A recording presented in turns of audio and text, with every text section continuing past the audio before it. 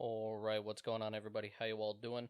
Welcome back to the Fanatical Viewing Podcast. This is a little bit different. It should hopefully sound a bit better. I got a new microphone, got a little bit of a new setup, and it will hopefully get better. I do have to do a little bit of post-processing on this in order to get it to sound a little bit how I want it to, but that'll be remedied in the future. I do have a new mixer on the way, so I should have um, some better audio quality and just ease of use kind of quality of life stuff that should make this a little bit better.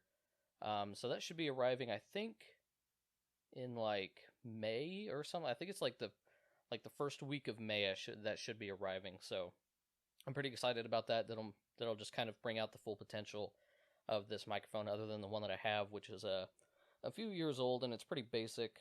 And I'd had it for other things that I used several years ago, but so that is basically that. But this time on the podcast, we are going to be talking about I want to talk about Persona 5 Strikers, which as you guys know, if you guys are new to the podcast, you guys will probably know that this is more so my way of reviewing things, kind of just talking about things in general without doing like a formal review video over on the YouTube channel or anything, and trying to make it concise and under a certain time limit, and just like I can't be bothered to be that organized or to write like a real detailed review. I would rather just sit here and kind of talk about something and then pretty much go from there.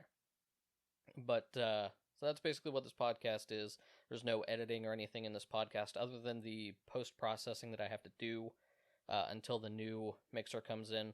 I'm going to do some post-processing on the audio file, but otherwise, in terms of like editing things out, I'm not going to do that. Because honestly, I can't be bothered to. But anyway, let's see. So we're going to be talking about Persona 5 Strikers, and in the description of this video, or on the YouTube version, if you're seeing this on YouTube, you can look in the description of the video to see where you can just find the podcast on the, all your basic formats, Spotify, Anchor, Google Podcasts. I don't think it's quite on Apple Podcasts yet. I need to figure out why that is. I need to send an email and figure that out. But I'll be doing that relatively soon. I'll probably do that later today or something. But let's go ahead and talk about Persona 5 Strikers. I'm actually going to pull up my phone real quick because I don't want to get anything wrong about this game, because this game is, let's see, published by Atlas and developed by, is it Omega Force and P Studio, which P Studio typically does the Persona stuff. I think they've done a couple other things. I think they kind of tend to do things with the Shin Megami Tensei series and stuff like that, I think. But I think P Studio typically does Persona stuff, and then Omega Force typically does the the Dynasty Warriors style games, the hack and slash stuff, which a lot of people love the Dynasty Warrior games. I used to like them, but it seemed like Omega Force themselves kind of fell out of love with making those games, and it seems like they were only really making them because Koei Tecmo was kind of making them. But otherwise, like when you have these games that are translated into these Dynasty Warriors style games that are based on like other IPs, so like you have Hyrule Warriors or the Fire Emblem games, or you have like a Berserk one, and then even this Persona 5 one, it seems like Omega Force just really has fun with the style and has a really fun time kind of translating these games into the format. And I find that really interesting, and they do a really good job of it. They do a really good job of it on like Hyrule Warriors, and they did a fan-freaking-tastic job of it on this game. It's not like they just took the Persona characters and the world and settings and themes and stuff like that and just made a hack and slash game. Like, they actually implemented Persona stuff into this game, and I really, like, I commend them so much. Like, in a hack and slash game, in the original Persona game, they had, like, they had freaking like you could ambush enemies to kind of get the upper hand in the battle and kind of get the first strike. So like stuff like that. A feature I never would have expected in a hack and slash game, but they put it in here and it's awesome. And then you can even get like little perks and stuff to where um, if you ambush some enemies after the battle is over, you will get a boost to your XP, which is awesome. They have so many cool perks in this game that are just kind of like that. Kind of, it seems like their main reason for being there is to kind of help you along in the game because playing it on a normal or even hard difficulty, some of the battles can get pretty freaking hard, especially later in the game. So these perks really feel more like just passive things that kind of give you a little nudge that kind of make it feel like the game isn't too difficult. Like it knows it doesn't need to be like a Dark Souls style thing or anything, which I really liked. Um, Man, they did such a great job on this game. So the way they implement, the way they even do the persona stuff is amazing. Like the way they did it, it takes a little bit of time to learn how to use the personas or to keep in your mind to use personas during combat. I think I can't remember what button it was. I think it was either L1 or R1. You had to like hold it to bring up your persona or your personas because the main character has this ability to have many personas at once. But the game does um, the game does a really good job of kind of like you kind of have to keep in your mind to use your personas. But once you come across some pretty powerful enemies, you kind of instinctively just go to use your personas. And like the way they implemented that feature was really cool. The way they implemented the oh, I forget, was it executing? I think they called it executing. The way they implemented the executing of the personas to combine them into something else straight from Persona, like the main Persona 5 game. Like the way they implemented it was so well done. It felt really natural, and it really feels like Persona 5 Strikers is a. It really feels like a companion game to the main game, and it's super freaking. It feels like it could have been like you sometimes get games that get expansions, or like content expansions, or like what would like standalone expansions. Let's call it that. The Persona 5 Strikers almost feels like a standalone expansion to the main game. Now, I spent about 100 hours in Persona 5 when I first played it, and I think I was at about. I actually can't remember. I can actually look on Twitter real quick. I was in like, I believe like 30 hours or so of this game. So if we're going to call it like a, standalone expansion, it's a pretty fucking long standalone expansion. But let me scroll through my Twitter here. I should have a picture, I think, of the hours that I put into the game. I probably should just download the PlayStation app because I think it would probably tell me, but I can't be bothered to do that.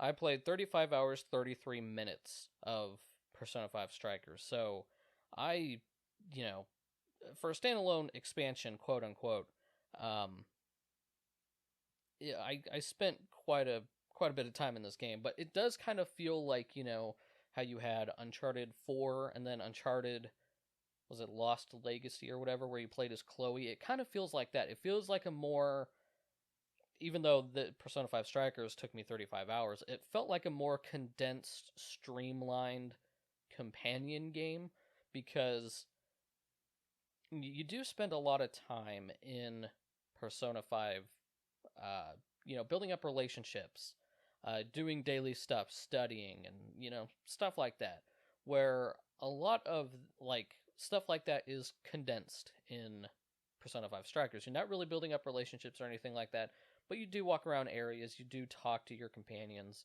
and you can even do like little. There's side quests kind of in this game that vary from having to go back to the prospective jails, which we'll talk about, and stuff like that. So like that stuff is pretty condensed. the Persona stuff in general actually isn't all that condensed. Like going to the Velvet Room and upgrading your personas or combining them or whatever, um, isn't really all that condensed. But I wouldn't say that that stuff in Persona 5 in general was all that deep anyway. It was just it is what it needs to be, basically. So that's not, I'm not knocking the game by saying it's not deep. I kind of prefer games to be, simple. I'm a simplistic kind of guy. I think sometimes simplicity can do more than complexity, but this game feels very streamlined. It's somehow like, it has open moments where you can kind of take your time, relax, kind of go through some areas, and then but it does feel a bit linear. It feels like you're making more progress as a whole. Where in Persona 5, you almost kind of plan out what you're going to do. You're kind of planning out like, okay, I'm going to go to, I'm going to study, or I'm going to work to make some money, or I'm going to build up my relationship with this character, where really you don't need to do any of that in Persona 5 Strikers. It's all just kind of streamlined, and the game is taking you basically on its pace, but it's kind of like you could either go really fast or, fast but at your own kind of pace, if that kind of makes sense. You're still going fast, but you're going the speed that you want to go, where sometimes in Persona 5 you could be, it's almost hard to go really fast, but you can play Persona 5 like at your pace, or you're playing it at the game's pace. And Persona 5 Strikers doesn't really feel like that. It feels like it's always kind of pushing you along, which I guess is almost kind of like playing at the game's pace, but you can kind of force the game to slow down a little bit, especially when you get to the side quest stuff and you can go back and revisit old jails and stuff like that. Which is another thing that I do want to talk about in this game, is that it does seem like some people might see this as a problem, that the game kind of lacks originality, which I would argue against when you're in like the main combat of the game. I think it took so much creativity to take Persona and turn it into a hack and slash game where you can not only play as the main character, but you can play as, all your other companions. You have a team of 4 people, and you could play as any of the 4. You don't even have to choose the main character to be in your party, I'm pretty sure. Like, you could choose any of the 4 characters. And then, the way they implemented the ambushes, the Persona stuff, they even have, like, ways you can sneak around in the environment by jumping onto vantage points to ambush characters and stuff like that. Like, I think that took so much creativity. But I feel like something that some people might complain about is the game and its story and its concepts are kind of just variations of what the original Persona 5 game did. And by that I mean, it kind of... So, like, in the original Persona 5, I believe you were initially infiltrating palaces. And I think were the bosses called monarchs? I can't remember. It's been a while. I haven't played Persona 5 since it came out, and I played the original version. I never played Persona 5 Royale, or is it Royal? I think it's Royal.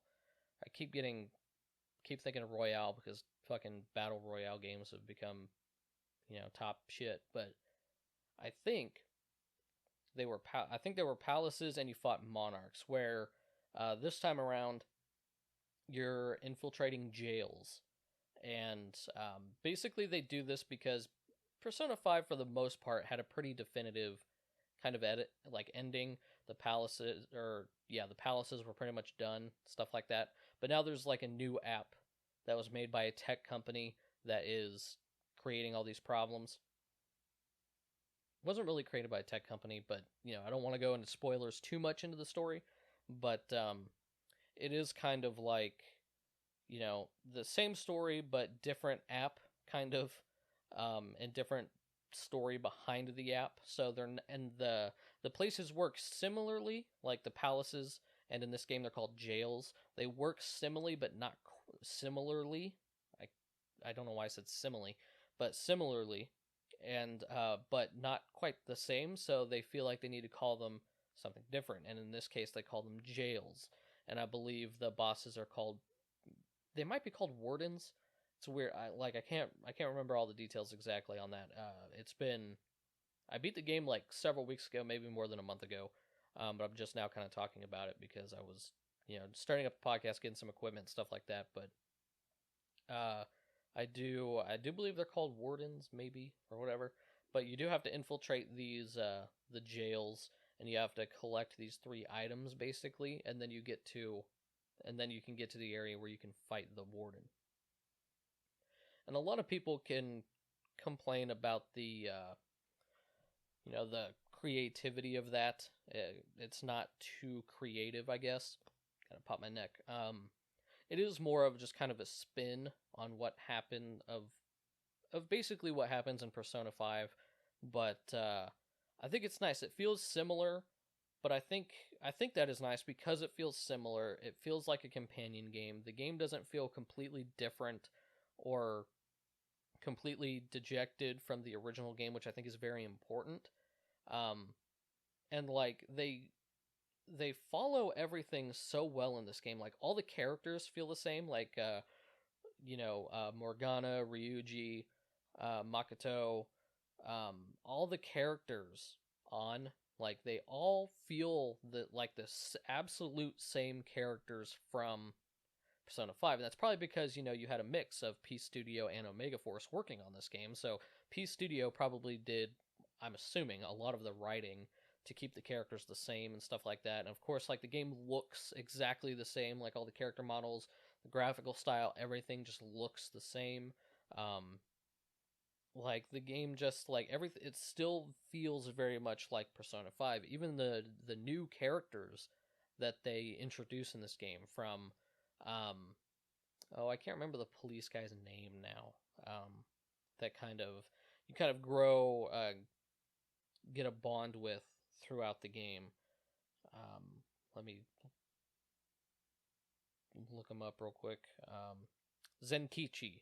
Um, like he's a new character and he feels very much like a Persona 5 character, even though he wasn't in the main game. The main,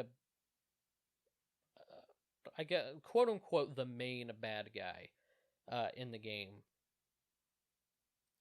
feels like a genuine Persona 5 character. All the bosses in this game feel like genuine Persona 5 characters. Like they made this game so well, and even just transferring over like everything graphically, just how it looks like exactly like Persona 5 is just amazing. The way they even created the jails and even all these new environments, because a large portion of the game is basically like they have to work with this cop guy, and it's summer vacation, so they're traveling all over Japan, and you go to all these new places. You go to Kyoto. I believe you go to Okinawa. Like you go to all these places, and all of them just look amazing, and they look like Persona 5. There's no point in me playing this game that I feel like the game doesn't feel like it should. Like it doesn't. There's no point that I thought that this doesn't feel like Persona 5 or anything. It obviously doesn't feel like other Persona games because, you know, how should I say this? Like Persona 5, each Persona game does kind of feel different from the last while keeping like gameplay elements that feel familiar, but like Persona 3 feels different from Persona 4, and Persona 4 definitely feels different from Persona 5. So it's kind of like they just did an amazing job. I can't I I cannot give them enough credit. I really love what they did here. It's a fantastic game. I love it. And the combat is amazing. The combat feels really smooth. Um if I did have like one main complaint with the game, as I'm trying to reach for my drink, if I had one main complaint with the game, it would be that it doesn't so much encourage the use of other characters. Um, and that is something I have noticed from other Omega Force, Dynasty Warriors style games, is they do typically kind of promote through some natural way in the gameplay, promote the use of, because I got hiccups, of other characters. And in this game, they don't really do so. And I don't know if that's necessarily a fault of like Omega Force and Persona 5 Strikers, because you're in the main Persona game, you basically play as all the characters. I believe there's a setting that you can change to where to where your teammates make their own decisions, like it's AI controlled, and then you just control your character. But normally by default, I think you control all the characters and you choose what attacks and stuff that they use. Um, so that game kind of, in a way, promotes you using all the characters or whatever. In this game, it's a little bit different, where you're playing as your main character, and then once you get into the jails, they'll follow you around, and then in battles they'll do their own attacks and stuff like that. And then you can switch to the characters of your own free will at any point. Like, you can change to another character, plays that character, plays them in battles or whatever. But there's almost no reason to, and this is why kind of where I was getting at when I was talking about I don't think it's necessarily this game's fault, because the main character, Joker, that you play as, he can have like so many he can have a bunch of different personas. So you can have you can pick your team. Like, you can have Ryuji, who typically does like lightning attacks, or Makoto, who I believe has like nuke attacks and stuff like that. And like a new character, Sophie, in this game, she was like pretty good at healing. So you could have like all these characters, and then you have your main character, and you can have your main character carry a whole bunch of different personas, and you can have all your personas cover all the gaps in enemy weaknesses that they don't cover. So you could have like an ice persona, or a fire persona, wind persona. Like, you could have all these personas that do different attacks that your teammates' personas don't do, and you can kind of cover all the bases.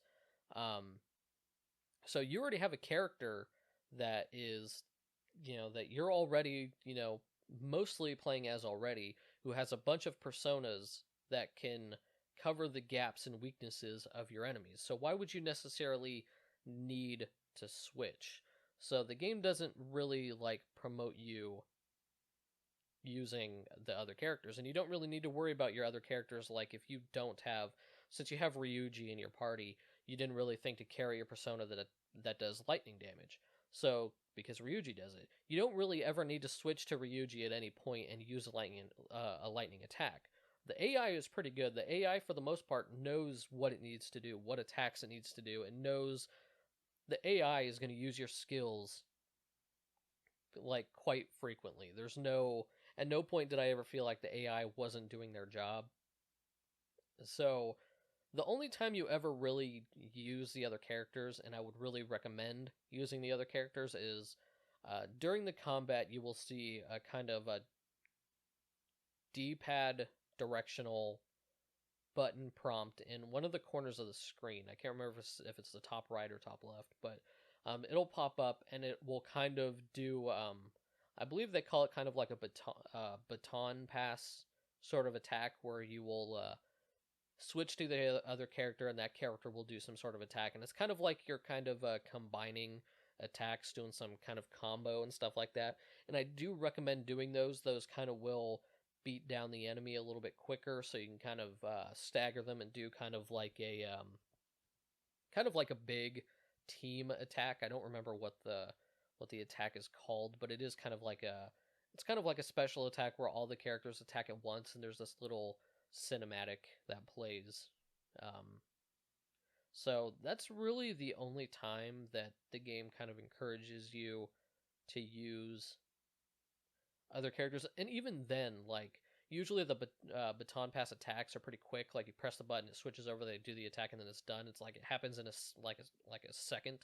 So But then almost immediately after that, if you're attacking with that character for a couple seconds and no other directional button combo press comes up, I kind of found myself switching back to the main character.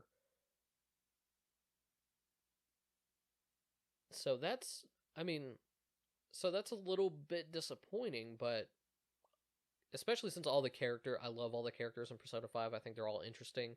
They all have very interesting personalities. You know, Ryuji and An are very different characters compared to like Morgana and, you know, whatever. So you have a very interesting cast of characters, and I love all of them. I love all the characters. And I would like to play as them more, but I also have a hard time faulting the game for that. The game doesn't it's just the nature of what Persona 5 kind of turned out to be, you know, as you playing a character who can carry a fuck ton of personas at once. So I have a hard time blaming like Omega Force for that. I have a hard time blaming them for that from a development standpoint, because it wasn't really their fault. It was just an aspect of Persona 5 that P Studio came up with when they were developing the original game.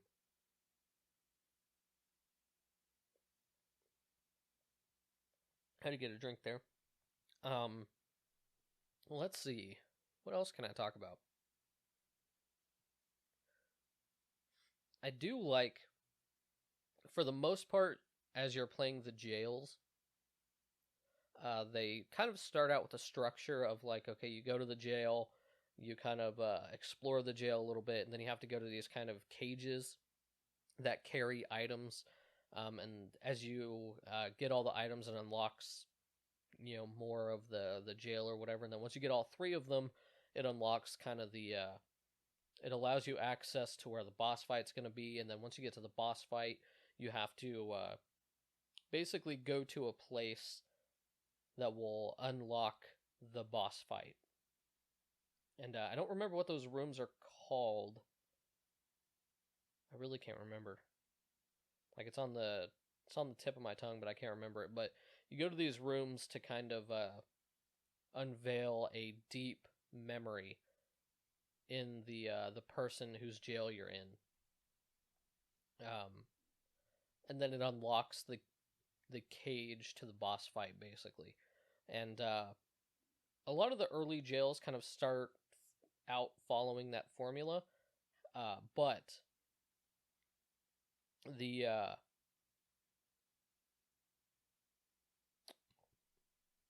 kind of lost my train of thought for a second there. But I'm losing my mind. But as you get to the later jails, the formula starts getting mixed up a little bit. Things kind of change. There's even a jail a little bit later in the game that doesn't even follow that like process at all. That kind of ends without a boss fight entirely. So it's pretty interesting. I like how they kind of mix it up. It keeps it from feeling, you know, boring as time goes on. And each jail does kind of have its own theme, whether it be like one of the very first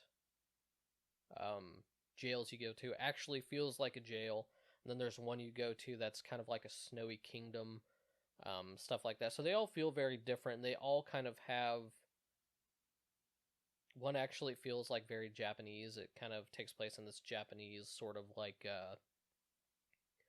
I don't know. I don't know what it is. I don't know if it's like a park sort of thing kind of setup or whatever, but there's shrines and stuff like that. So it feels very Japanese, but what you would expect. I mean, it's set in Japan, made by Japanese developers, stuff like that, but anyway, so all the jails feel very different, and they have different kind of like enemies that kind of follow certain characteristics. So like as you would expect, the you know, this the Snowy Kingdom jail mainly has like ice or snow enemies, like the what's the what's Atlas's like mascot, the little Jack Frost little guy, kind of with a blue hat, you know. So kind of stuff like that. Let's see, what else could I talk about in the game? as far as like other aspects of the game that are streamlined, um, like in the original Persona 5, you would have to go to different stores and purchase weapons and stuff like that. And you can do that in this game. And in between each jail, every time you go to a new place like Okinawa or whatever, there are stores that you can go to and buy stuff like ingredients to cook, or you can go to like pharmacies and pick up some, health items or whatever. You can do that.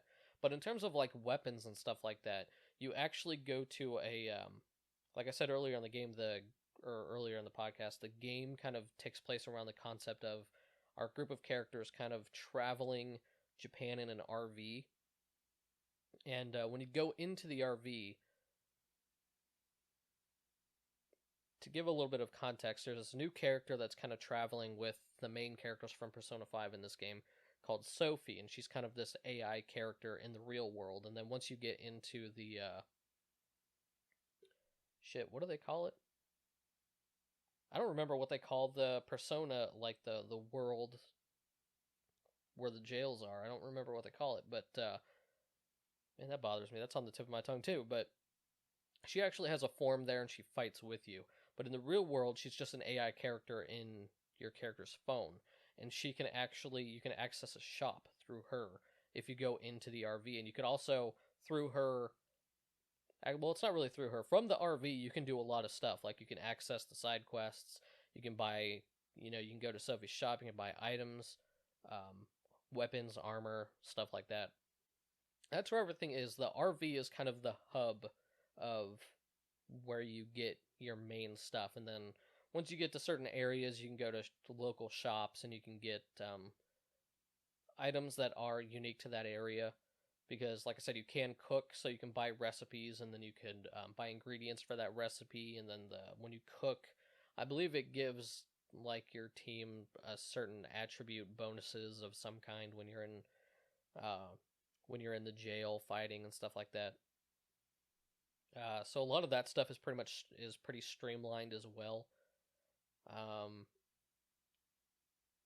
One of the other things that I would say bothers me about this game, and it's not a problem with this game, it's a problem with Persona 5 as well. There was a lot of unneeded dialogue, and I think this is a problem with Persona in general, not just Persona 5 or Persona 5 Strikers. Persona has a dialogue problem. There is sometimes way too much dialogue, and there is sometimes too much dialogue interrupting the gameplay. Because sometimes you'll play for like 10 seconds, and then you'll get a bit of dialogue. Then you'll play for a minute, bit of dialogue. You'll play for a couple seconds, more dialogue. It's like the characters always want to talk, but they all have to stop and talk. Like you have to stop and have a conversation. You can never talk on the move, which is kind of annoying.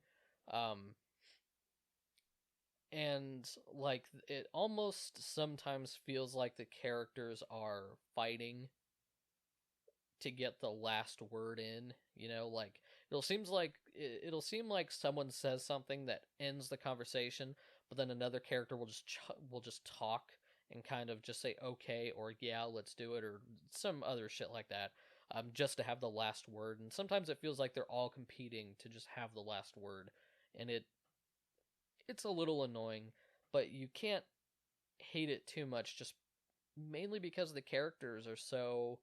I mean, you love the characters. They're awesome. They're hilarious, and they all have their own personalities. And I just love the designs. That's not a thing with this game particularly. This stems from the original Persona 5, but just the character designs are amazing. I love them. I think they all look great, especially the new characters. Zenkichi in particular looked like really, like when he got his persona was really badass. I really liked the way his persona looked. I also really liked his costume that he got too. He looked really fucking cool. He kind of had like that, kind of like the plague doctor mask, but only the top half, like the eyes, and then the top half of the pointy nose. It wasn't a full like plague doctor mask.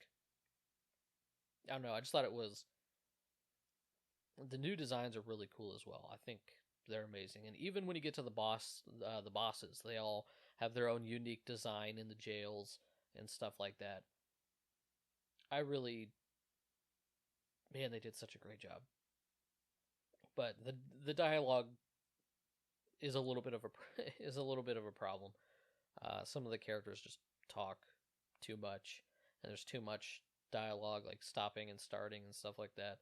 Um, and I know they do allow you to fast forward and stuff like that. Like I could read it at my own pace, which you do have to do. There is sometimes a lot of dialogue that isn't voice acted, that you just read on your own and skip through. But there is a lot of dialogue in this game that is voice acted, and you don't really want to skip it, especially if you're playing the game, if this is your first playthrough of the game, you don't want to skip all that stuff. You want to know the story, you want to know what's going on, so you can't really skip it. And plus, the voice acting is like is pretty good. Like I know a lot of voice acting for like Japanese games, um, especially in a lot of anime recently. Like the voice acting is just not good. Like I think the English voice acting for a lot of current anime right now, um, uh, Funimation does a lot of pretty much like dubs everything that they do, and God, I think it's fucking terrible. Like I could not stand to watch My Hero Academia English voice acting. I don't watch really anything, like I don't really watch any anime or any foreign film with English dubbing. I always watch it with subtitles. I always have subtitles on enemy anyway, even with things that are in English. Because just in case there are some like low volume scenes or something like that, and you can't really hear them, and I can't turn up my speakers because my fiance is sleeping or whatever. But I always have subtitles on, but even more so with like foreign movies or anime. I watch it in Japanese with English subtitles. But every once in a while, I'm just like, you know what? I want to see what the English voice acting is like. And typically, I go to YouTube and I look up a clip or something like that, and it is just god fucking awful. Funimation is terrible at their dubbing, and it's like it's weird because like there used to be some good ones like Bleach, kind of like lost its edge a little bit later on. Some of the voice acting in Bleach kind of got worse as time went on, but like it started out really good, and for the most part, even later on, like for the most part, it's okay. But like Cowboy Bebop is, I think, better dubbed. Trigun, I think, is better dubbed. Full Metal Alchemist, and then of course Brotherhood are absolutely fantastic dubbed. Like we had some really good dubbed stuff. Fooly Cooley was amazing dubbed. I even think the two newer seasons for Fooly Cooley were pretty decent dubbed, for the most part. But it's like we're not really getting that anymore. Like, what the fuck happened? I couldn't even stand to watch, and I'm not a big Dragon Ball fan, but I couldn't even watch Dragon Ball Super dubbed. But Dragon Ball Z, Dragon Ball GT, Dragon Ball dubbed are all great, but for some reason, Dragon Ball Super dubbed is like not good, and it seems like I don't know. I just can't tell if these voice actors just have if Funimation is looking for people that just have a nice voice that sounds good over a microphone, and they're just having them do the voice acting without any like actual acting ability. Because believe it or not, if you're a voice actor, you have to have some amount of acting ability. Sometimes even more so than an actual actor, because you're behind a microphone. There's no visual element to help you act. So so I don't know if it's that or Funimation just gets these people who are talented voice actors, but just are not directed well.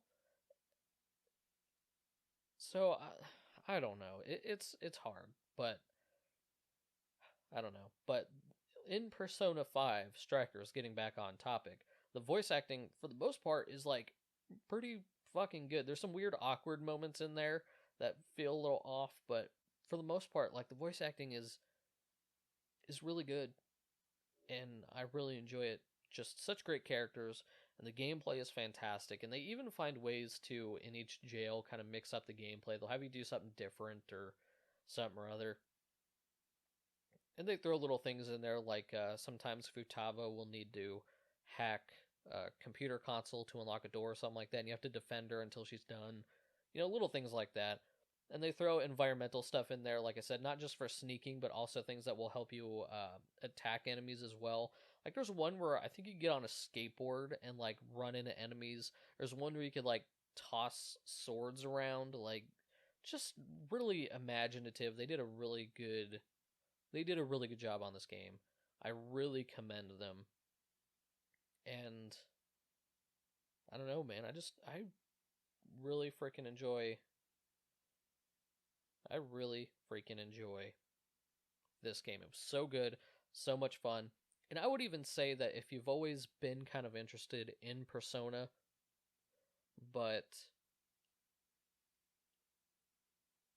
not really a fan or not really good at JRPG stuff, and I'm typically not. Persona 5 is a pretty easy game to get into just because it kind of takes some of the deep JRPG mechanics and kind of simplifies them a little bit. Some of the earlier Persona games don't do that, but Persona 5 in particular does kind of simplify the JRPG mechanics a little bit. But even if like you can't really get into something like the Persona 5 main game, I really think you can get into Persona 5 Strikers if you kind of want to see what Persona is all about, or just kind of get a different taste of Persona, without really the JRPG mechanics. And really, I don't feel like you will need to. Even in this game, you can grind if you want to. Like, you can go to the jails, you can fight everything. But there's, like, side quests and stuff you can do and stuff like that. But I never really felt like at any point I needed to grind in this game. Especially if you do a pretty good job of selecting, like, your skills, like the passive skills that you can get. I believe they're called bond skills. Um, if you do a pretty good job at picking those and leveling those up, they actually help you more than you think. Especially some of the upgrades that I recommend is not only upgrading, your basic strength, uh, health, SP, um, and stuff like that, but there's also skills that give you a little bit of health after a successful ambush, or after every battle you get a certain amount of health. So I would really, those are really good ones to get pretty early on. Um, and then, of course, you get bond skill points or whatever as you level up your character, but you can, um, what is it? There's a skill you can get that gets you more like bond skill points when you level up. Like that's something you could really do. Like those really do help you, and they actually do kind of give you a little bit of an kind of the upper hand in battle and stuff like that. So I really think if you're not really into, like, if you've always wanted to get into Persona, or a Persona style game, just you're not really good at JRPG mechanics, I think Persona 5 Strikers could really be the game for you. Especially since it is set up very similar to Persona 5. Like I said, you're, instead of palaces, you're doing jails and stuff like that. Like the general layout or idea of the game is the same. It's just gameplay changes are made. Different style of gameplay entirely, from, kind of turn-based to hack and slash, and, streamlining a lot of the JRPG mechanics, and making it more so fit a more linear style game. And even though I say this game is a little bit more linear, it is still long. I mean, I spent fucking 35 hours in it, so you guys know that it is definitely worth the money. I believe I paid $60 for it. I think I'm not 100% sure about that. It might have been 50, but like still worth the money. 35 fucking hours. I enjoyed every fucking minute of it, and even when it ended, just like when I played the original Persona 5 game, when it ended, I was sad it was over. Just because I love the characters, I love the adventure that we're going on, and it's just so much fucking fun. Like I said, my only real complaints are, uh, sometimes it's too wordy, which can be a problem with, JRPG games in general, and that is a kind of a Persona problem. But you also tend not to care so much because the characters are so likable. And what else? Oh, and the game not really encouraging you to play as the other characters, which only really becomes a problem in this game specifically because, like I said, in Persona 5, you do kind of play as all the characters if you decide to, actually use all the characters and not turn on the auto attack feature for them. And so that is really only a problem with this game specifically. Especially when you just have such interesting characters and they all look interesting, they all have interesting personas. So not really playing as them or not really being encouraged to play as them is kind of unfortunate, especially when like all the other Omega Force games, Dynasty Warriors style games do kind of want you to play as all the characters. But seems like just because of the subject material of this one in particular, it doesn't really encourage that. But whatever. Overall, fantastic game. I really enjoyed it. I would highly recommend it to just about anybody. Super freaking fun. But that is going to end this episode of the Fanatical Viewing podcast. The next episode, I don't know when it'll be up. I will probably try to do another 1 or 2 of these before my new mixer gets in. I almost thought about waiting, but like for now, this setup is pretty good. Like I said, just a little bit of post-processing to the audio file, and it should be good enough. So if there was anything weird in this podcast, I apologize. If it turns out a little weird, I apologize. I'm getting a new mixer that'll really kind of help with a feature set that will really help with this microphone and kind of just make things nicer. So I do apologize if there was anything weird in this podcast. But I did think about waiting until that arrived, but that's like the first week of May. And I figured this setup, and just with a little bit of processing, I could, do some podcasts in the meantime that'll be like good enough, or even for the most part, like good for, most people regardless. But I would really like to cut out the need for the post processing, really, especially if I can just get especially if I'm going to be doing this for the long run. It would just be really nice to have an actually good mixer. But anyway, what else was I going to say? But I probably will try to pump out another 1 or 2 of these before the new mixer comes. Let's see what I have a list of the stuff that I want to talk about on the podcast. Basically, anytime I watch a movie or play a video game or something like that, I add it to the list of stuff to talk about, and I have it on a list on my phone. Let me see the next thing I want to talk about. Actually, next podcast will be a combination of 2 different things.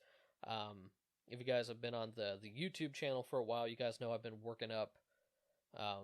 I finished my Studio Ghibli collection so I could watch all the movies and rewatch the ones that I have seen, so I could do a big Studio Ghibli tier list video. And but I do also want to talk about the individual movies on this podcast to give a little bit more detail, and then I'll still do the tier list video with me ranking the movies, but I do want to talk about each individual film. So next podcast, which I will probably do in about a week or so, I will talk about Nausicaa of the Valley of the Wind and Castle in the Sky. So that'll be a podcast with, two things in it instead of just one, which I thought would be appropriate since they're both, Studio Ghibli movies, and a lot of my thoughts could kind of translate from one to the other.